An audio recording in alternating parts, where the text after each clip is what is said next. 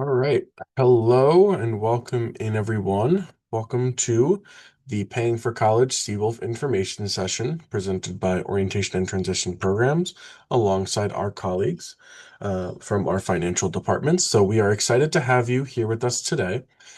Just a couple quick things for your own knowledge as we look to get launched into this program.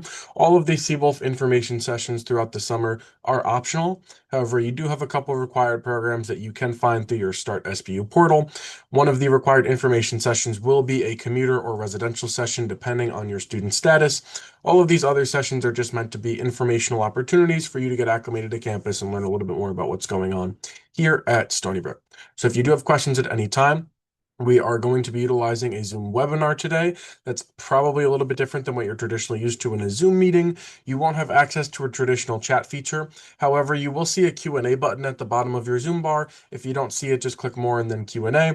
And you can utilize that to submit questions all throughout today's presentation, which we'll either answer during or after the presentation. We'll have time for Q&A at the end as well if you do have anything else that comes up. With that in mind, we'll also be recording today's session and it will be posted to the Orientation and Transition Program Stony Brook YouTube channel. So if you do want to refer back to this session or any of the other sessions we've done throughout the summer, you can do so there. But with that out of the way, I will pass it over to our friends and colleagues from Student Financial Services to tell you a little bit more about paying for college at Stony Brook. Thank you, Dylan. So I have a presentation to share with you all today regarding this time as you transition into Stony Brook, your career at Stony Brook. So my name is Megan. I am from the Office of Financial Aid and Scholarship Services here at Stony Brook University. We also have Eric Anderson here from Student Financial Services. So we will be available for questions during my presentation afterward as well.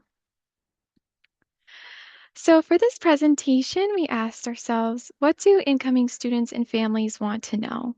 So we'll be covering a lot of the questions you think you might have as you start your career here. But of course, if you have any other questions, feel free to drop them in the Q&A chat and we'll have some time for questions at the end, as Dylan said. So how does our office communicate with prospective students?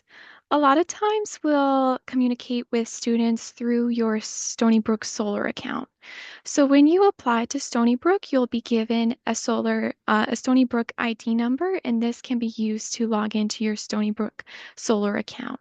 And you can access your Solar account at stonybrook.edu/solar. When you log into Solar on your homepage, there will be a tab that says My Tasks. On that tab will be listed your to-do items and your messages. A lot of times when our office is requesting additional information or documentation from you, we will add a to-do item and or we'll send you a message on Solar. A lot of times when we add a to-do item, it is because we're requesting additional documentation.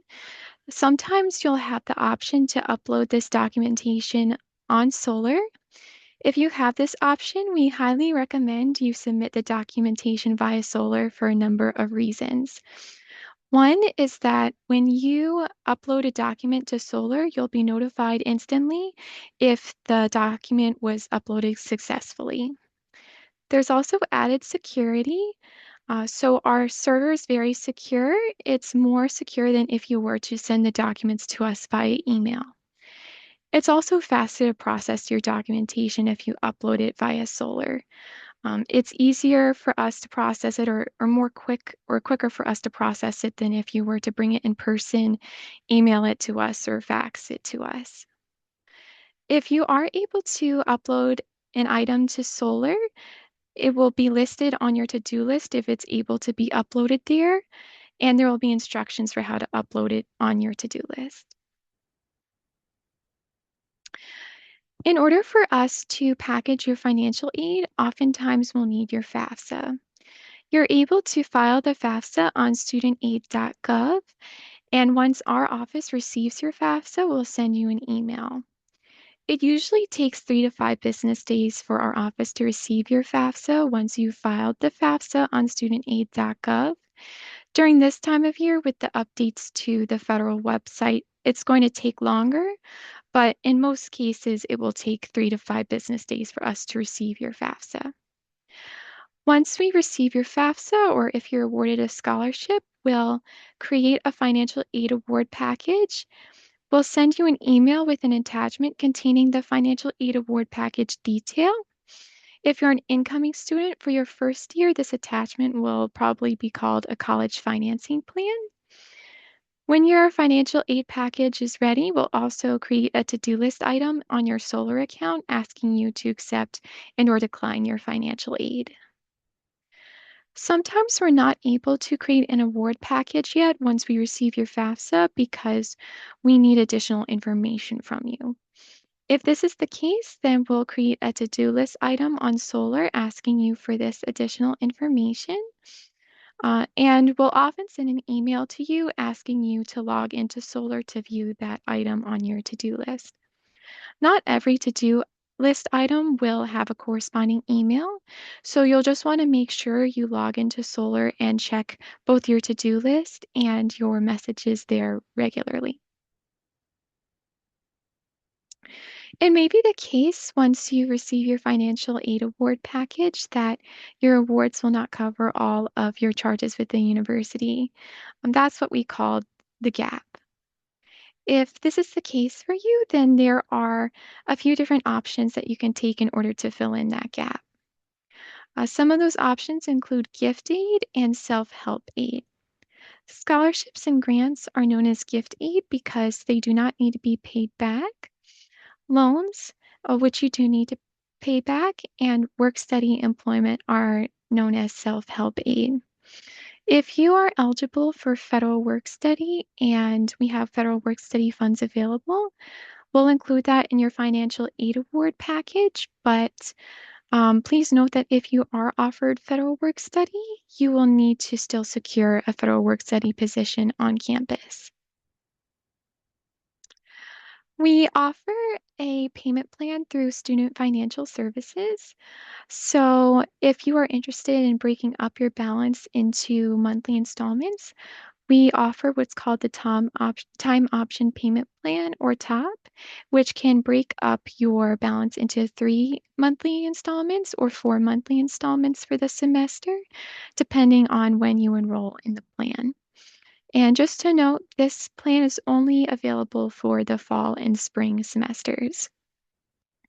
If you would like more information about the deadline to enroll in TOP, or just desire any more information about the TOP payment plan, we do have Eric here, as I mentioned, and Student Financial Services also has a website with more information about TOP. You do need to manually enroll in TOP each semester you wish to use the payment plan, and you can do that in Solar by going to Campus Financial Services on your homepage and then clicking Account Information/Payment. An important note, if you're a full-time student, you will be billed for health insurance. If you have your own private health insurance, you can complete a health insurance waiver in Solar. You'll want to complete that waiver before enrolling in TOP if you're interested in TOP, because if that waiver is not completed, the health insurance costs will be included in your TOP payments. We're going to go through some loan options. So in your financial aid package, you'll likely be offered federal student loans, which would be in your name as the student. If your parent would like to take out a federal loan, the federal government offers the Parent Plus loan. So as I mentioned, it's a federal loan in your parent's name. The Parent Plus loan, starting with the 2026 to 2027 aid year, cannot exceed your remaining cost of attendance or $20,000 for the year. And there is an aggregate limit of $65,000 for the Parent Plus loan throughout your time in college. If your parent is interested in the Parent Plus loan, there is a separate application for the loan. And as part of that application process, your parent will need to undergo a credit check. The loan will be approved or denied based on that credit check. There is an origination fee for all federal loans, so um, that means that for any amount you request from federal loans, the federal government will keep a small portion as an origination fee. The Parent Plus loan has a fixed interest rate. That interest rate will be listed on the application, which is expected to open sometime this month. Um, but that interest rate has not been finalized yet for 2026 to 2027.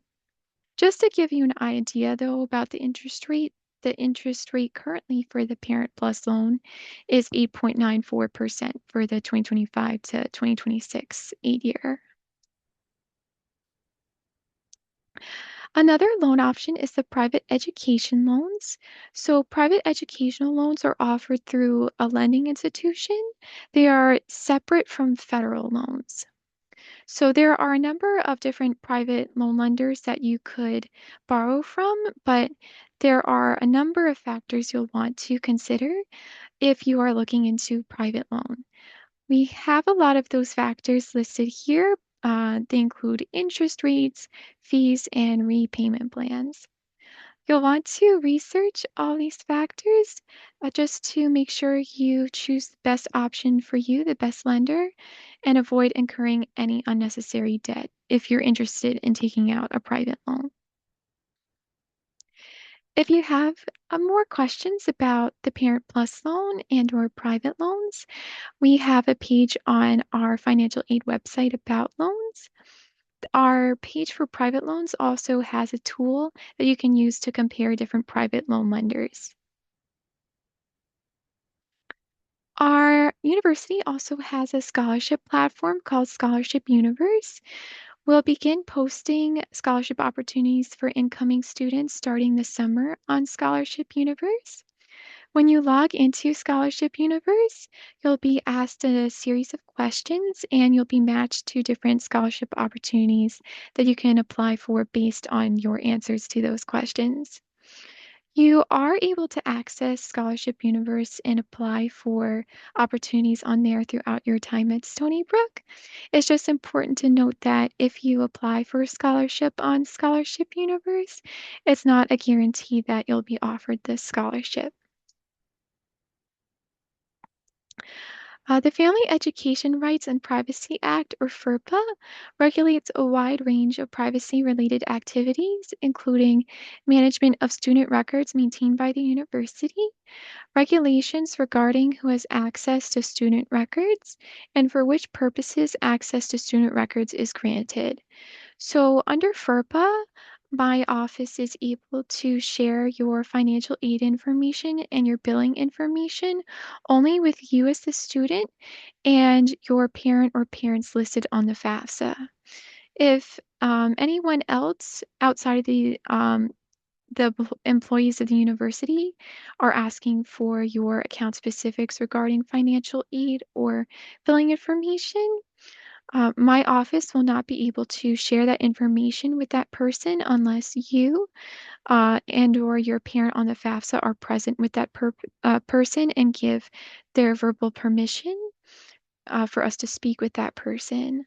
Um, we can sometimes speak with someone about your account specifics if you give us written permission.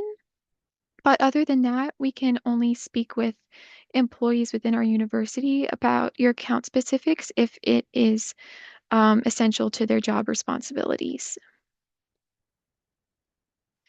If you're a New York State resident, it's possible you will qualify for New York State financial aid. That includes TAP, also known as the Tuition Assistance Program. So, TAP and other New York State financial aid is administered through the New York State Higher Education Services Corporation, also known as HESC. The TAP award in particular is a grant, so it doesn't need to be paid back. It can also only be used to pay tuition. So it cannot go toward most other fees, housing, and or meals. In order to qualify for TAP, you need to be a full-time undergraduate matriculated student, and you must be a New York State resident. There are academic requirements you need to meet in order to keep the TAP grant. Those academic requirements are known as Satisfactory Academic Progress, or SAP. They take into account a certain cumulative GPA you need to meet, a certain pace in which you need to be completing your program. If you would like more information about the academic requirements and the income requirements for the award, as there are income requirements as well, you can visit the HESC website, the registrar's website, especially for information about the academic requirements, and our financial aid website. If you are interested in TAP and believe you might qualify, you can apply by filling out the FAFSA and also by filling out the TAP application on hesc.ny.gov, which is the HESC website. For your convenience, we have created a TAP certification summary page. So in order for you to receive TAP, you need to be registered for a minimum of 12 degree applicable credits each fall and spring semester. There's a little leeway with your final year of study in terms of that 12 degree applicable requirement, but for most semesters in your career as an undergraduate, you will need 12 degree applicable credits in order to qualify for full-time TAP. When we speak about degree applicable credits, we mean that they must be credits toward your major requirements, or they must be toward your SBC/DEC requirements, also known as your general education credits. Another New York State aid award is the Excelsior Scholarship. Currently, the Excelsior Scholarship program covers tuition for eligible SUNY and CUNY students. So like TAP, Excelsior is a tuition-only award, so it cannot go toward most fees, housing, and/or meals. Excelsior in particular is a last dollar award, so if you have other awards that go toward tuition, such as TAP, your Excelsior will be reduced to account for those other tuition awards. There are income requirements for Excelsior, as well as academic requirements. For the 2026 to 2027 academic year, families who earn $125,000 or less in the 2024 tax year are eligible to apply for Excelsior. As part of Excelsior, you need to sign a contract agreeing to reside in New York State after you graduate for the length of time that you receive the Excelsior Award. If you are employed during that time after graduation, then you need to be employed in New York State. If you don't meet the requirements of the contract, then Excelsior becomes a loan that you'll need to pay back. If you'd like a complete list of grants and scholarships offered through HESC, as well as more information about the requirements and application process for these scholarships and grants, you can visit hesc.ny.gov. What if your family's financial circumstance has changed since the tax year the FAFSA asks for? The FAFSA will ask for your tax information from the tax year 2 years prior. If your family's financial circumstances have changed since you filed those taxes, it is possible you will qualify for a special circumstance intake. A special circumstance intake could result in you receiving more in the federal Pell Grant and/or a higher amount in the federal subsidized loan. There are specific circumstances for which you could qualify for a special circumstance intake. Some of those circumstances are divorce, loss of employment, and/or death of a parent or spouse. If you have questions about what special circumstances might qualify you for this intake, we have a page on our website where you can view some of those circumstances. It's important to note that if you already receive maximum Pell and are eligible for the maximum amount in the subsidized loan, you won't be eligible for the special circumstance intake. If you think you might be eligible for this intake or have any questions about the intake, please reach out to our office. Please follow us on social media. We post news, scholarship opportunities, and a lot of helpful information. So please feel free to take a photo of our social media information here and visit us on those pages. If you have any questions, we have our contact information for the Office of Financial Aid and Scholarship Services here, as well as the contact information for Student Financial Services. We offer in-person services as well, and you can find our office hours for both offices on the Stony Brook website. We also have our contact information for admissions here, undergraduate admissions, as they are very helpful with answering questions as well. And I'll turn it over to you, Dylan. Awesome. Well, thank you so much, guys, for presenting all that wonderful information.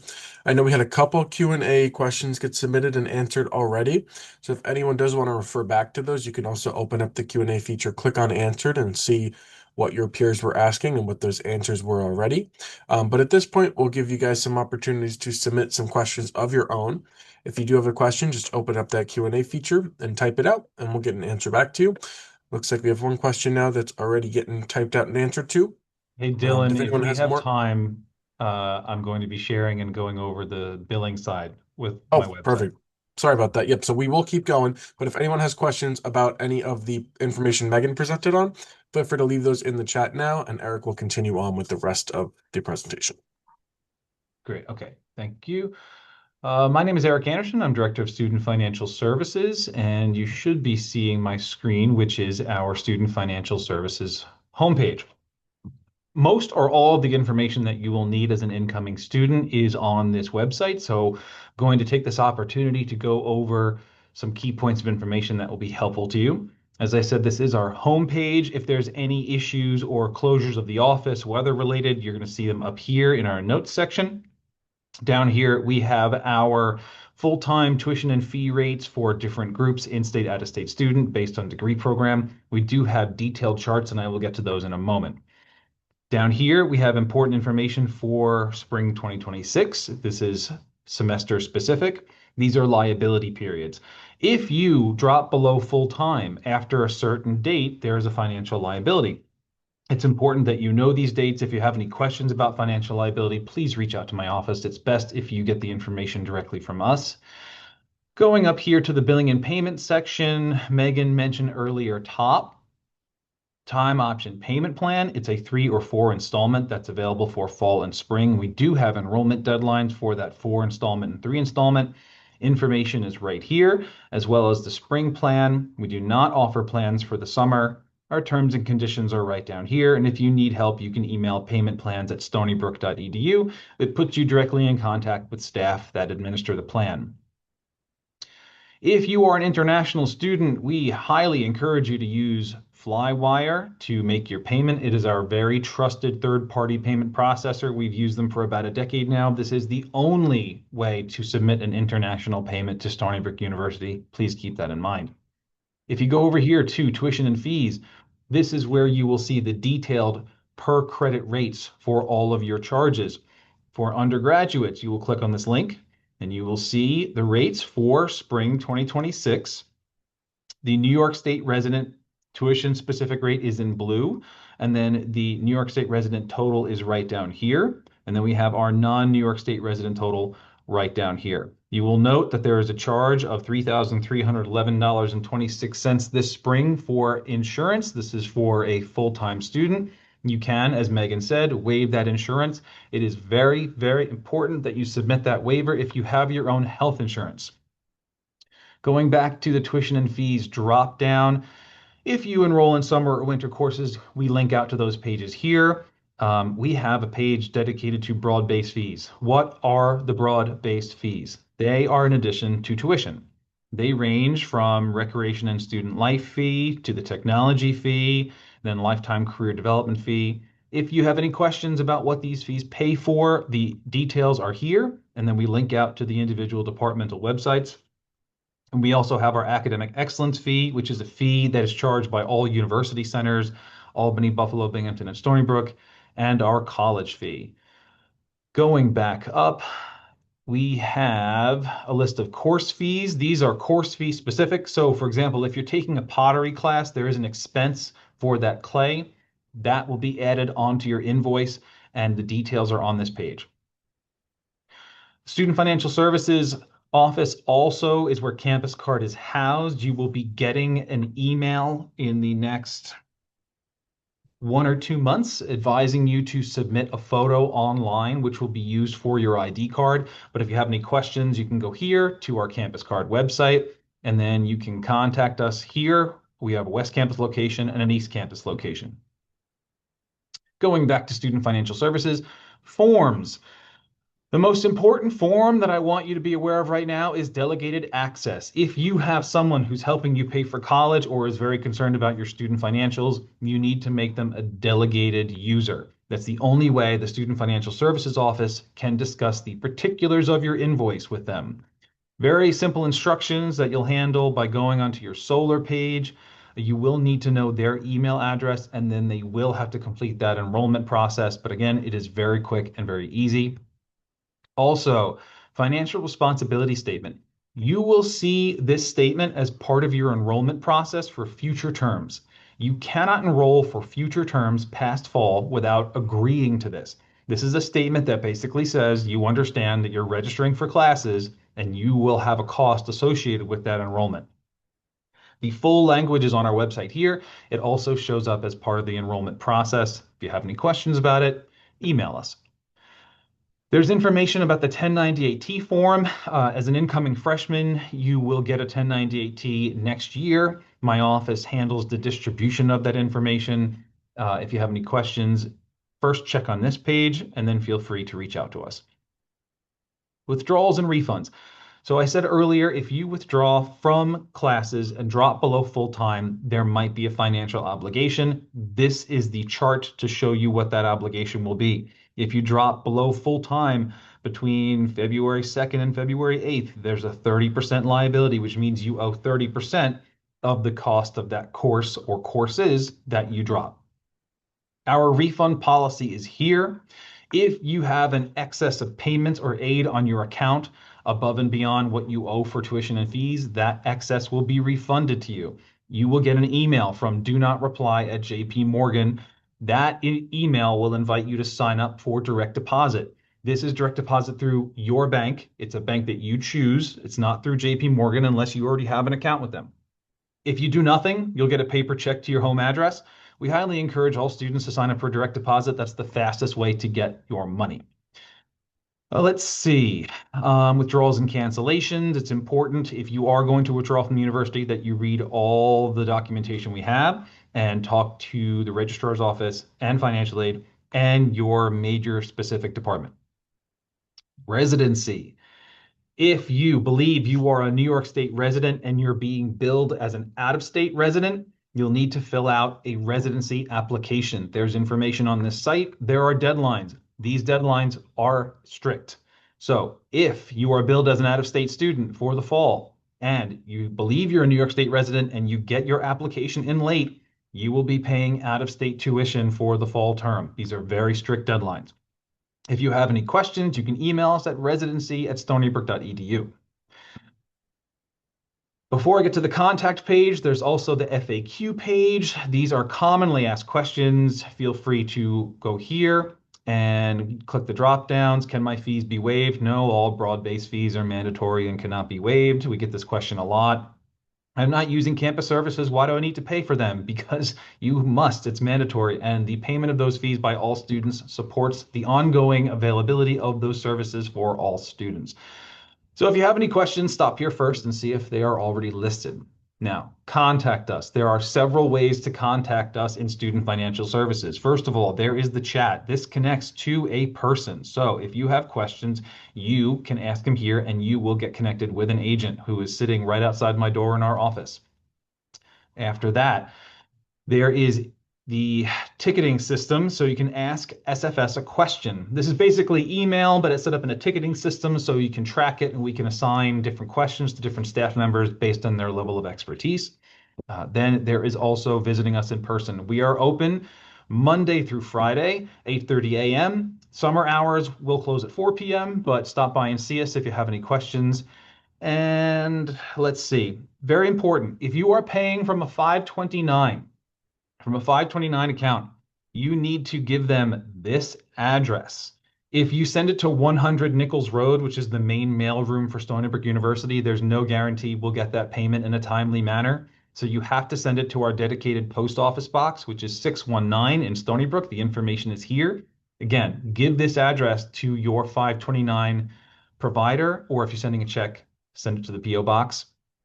And let's see, invoice processing timeline. Invoices for the fall will be issued on or around July 10th. They'll be due August 15th. If we do not have your payment by the due date, it's considered late. Post-marked does not count. We need to have it in our hand. Let's see. Yeah, on or around July 10th, we'll send our fall invoice. It will be available to you. You will get an email at your stonybrook.edu email account. It's very important you check that. We don't send invoices to your Gmail account. It's your Stony Brook one. Check your Solar page for any to-do items or messages from the university and from my office in financial aid. It's very important that you stay connected through email and through your Solar messages. That's how we will be communicating with you. And my last note that I'll leave you with is the financial contract is between Stony Brook University and the student. If you are a parent, a guardian, a friend, a vested person who's interested in their financial success here at Stony Brook, become a delegated user. The obligation to pay is placed on the student, which is why it is the student account. And again, if you want to be involved in that conversation, you need to be a delegated user. So talk to your student to have them set that up. And I will stop sharing. And if you have any questions, put it in the chat and we'll be happy to answer them. Thank you guys so much. Again, like Eric mentioned, if you guys do have questions, now is the time to ask them. So we'll give it a couple minutes and you guys can drop some stuff in the Q&A. If no one does end up having any more questions in a few minutes, we will close out and you guys can always refer back to this session on our YouTube channel. Again, that's Orientation and Transition Programs, Stony Brook. But looks like there are a couple more questions in here. So if you guys would prefer, we could take them live or you guys could type out some answers. Looks like that one's getting written response to though. All right. And again, if you do have any more questions, make sure you drop them in that Q&A function. Otherwise, once we have all these questions answered, we will close out for today. So we got a question about residency. I'll answer that live. How long does it take? So residency applications are reviewed in the order they are received. We get about 300 or more residency applications each term. So again, if you're billed out of state and you believe that you are a New York State resident, that application should be submitted as soon as possible. It takes about 3 weeks for us to receive an application and review it and provide a determination, assuming that all the documentation is there and filled out correctly. Is there a separate delegated portal for parents to pay the tuition bill? So here's how it works. As a delegated user, you get your own login to Solar, which is the student portal. When you log in, all you will see is the student financials. You won't see enrollment. You won't see registration. You won't see any other information for any other departments but student financial services, which is limited to the bill and paying the bill. So it's a list of itemized charges and it's a page to submit a payment. So it's different from the student's portal, but it's the same dollars and cents information that the student would see.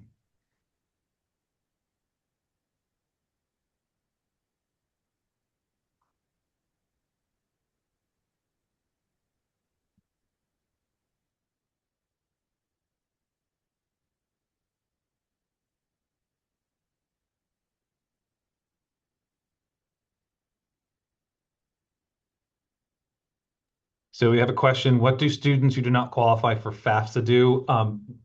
My friends from financial aid might have more to say on this, but there are a fair amount of students who do not have any financial aid on their account.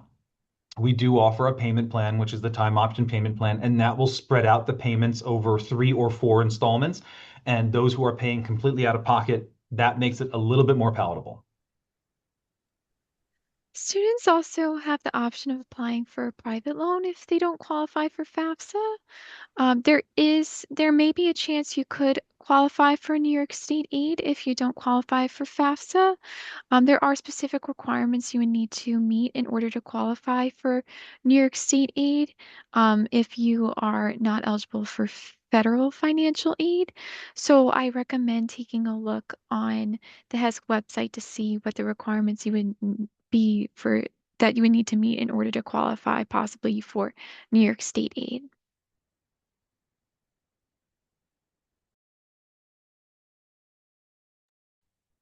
Looks like there's one more question getting answered right now in the chat.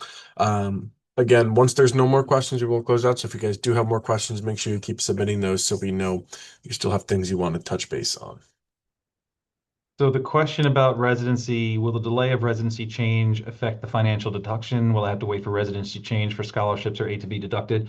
So your financial aid package is reflected on your invoice. It is listed as anticipated aid, which means it's going to arrive. It's just not here yet. So you have your itemized tuition and fees, and then you have your anticipated aid, and the total below that factors in that aid. A residency determination should not impact that entire financial aid package, but you'll see it on your invoice. There could be some changes to your eligibility if you go from out of state to in state. That's a question for financial aid, and it's very case specific. As Eric mentioned, if you have any questions about how residency change might affect your financial aid, please reach out to us.